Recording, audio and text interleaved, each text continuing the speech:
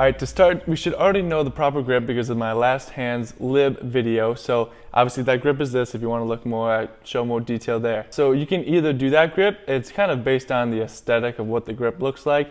It covers more of the surface area of the foot. That's why most people tend to lean on that. But if you want to do the reverse grip, which is, hand and then your left hand in the back of your right hand, then it's still gonna be fine. It still works, but some people just might not think it might not look as good.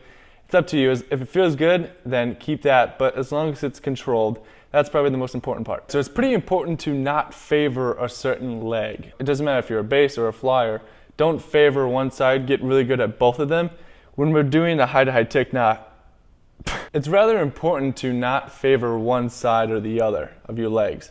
And if you're a guy, not to favor one foot or the other, because obviously the foot curves differently, so the grip's gonna feel weird. But just get used to both sides.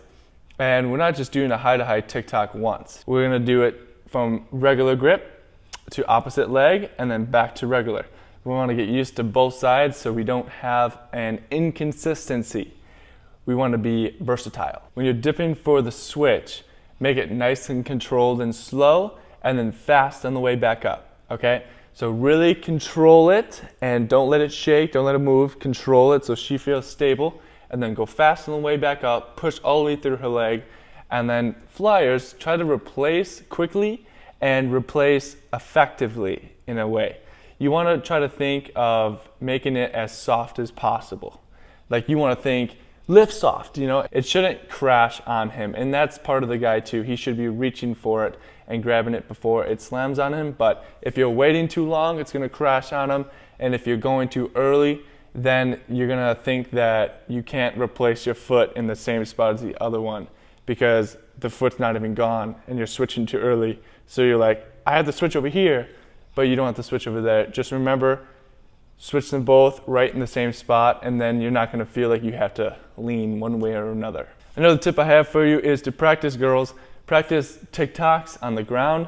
So when you are standing there going a lib, make sure it's a nice, perfect lib. Don't drop your knee. Keep your knee up level as if you can balance a bowl of soup on there.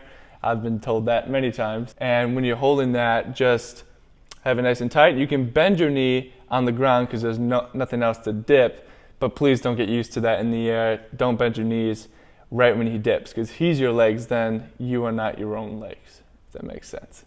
Stay tight, a really fast switch, and when you're learning, watch your feet and making sure that your foot replaces in the same spot. And don't just do it once or twice. Make sure it happens every single time so it can be muscle memory. And then once you get better at that, you can take your eyes off the ground, look forward, look up, whichever one you want to do, and just make sure that you replace in the same exact spot that your other foot is. Memorize that feeling and then apply it when you actually do the stunt. Also, don't compensate for your body position being off and lifting your hips too high. Keep your hips even. You want it at a consistent level. All you do is just lift your knee. That's all a lib is. It's not an over tilt of a hip. You just lift your knee up and it bends and then that's a lib. It's not as complicated as you might think it is. If you're tilting like this and then you're lifting your knee to come back to the original position, it's not gonna work. Keep your hips level and just lift your knee and then switch. All right, so probably the hardest part for the bass to learn is to actually drive through the stunt and then catch it higher so it doesn't slam on top of you. That's something that I had to relearn, coming back from it when I was attempting it today or a couple days ago. And I had to relearn it to make it really clean, was that I was dipping, it was controlled, but I wasn't really reaching for it. I have to actually reach for it as high as I can and then catch it, and then it absorbs back into the right spot of where I want it to be. But if I didn't catch it and I just waited for it, then it slams on me. And then I think the stunt is a lot harder than it should be. Remember, the higher you grab it, the better. Lastly, a little tip that I had found with myself that I was struggling with was that when I grabbed her foot, when she switched to the opposite leg, I was struggling keeping my left hand on her foot. It was kind of off to the side and her foot was like right here. When you're switching, try not to relax your grip and don't relax your arms into a comfortable position and then go back. Keep it there the whole time. Keep that tension there. Your arm, when it's in a lib grip and it's here, it's kind of got this turn to it, that turn in. I mean, that's the only way you can really get underneath the foot if you turn it. So keep that turn and kind of over-exaggerate that turn right when you switch and when there's actual air time to a foot, because if you keep that over-exaggeration, you'll actually get the grip each time instead of going back into your comfortable position, which is, you know, just kind of level, and then this hand goes too far off to the side. And the only reason it doesn't work is because it's her left foot and it's curved this way instead of, you know, this way that you're used to. So you're gonna always go on the outside of her foot. So try to turn it in even more, and that's gonna help you actually get a nice grip on the opposite leg. Opposite lib. Boom, well, I hope you guys enjoyed. My next video is gonna be a full up.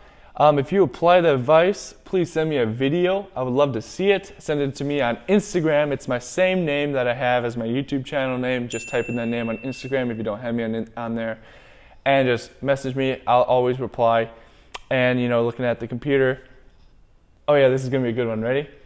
Thank you, and don't forget that you can come right in. What's up, bro? Are you looking for the Amazon spot? I can show you. A few moments later. Just send me a message. I'd love to reply. I'd love to see your progress. And when you're feeling like you want to give up, remember this. Just keep stunting. Let's go.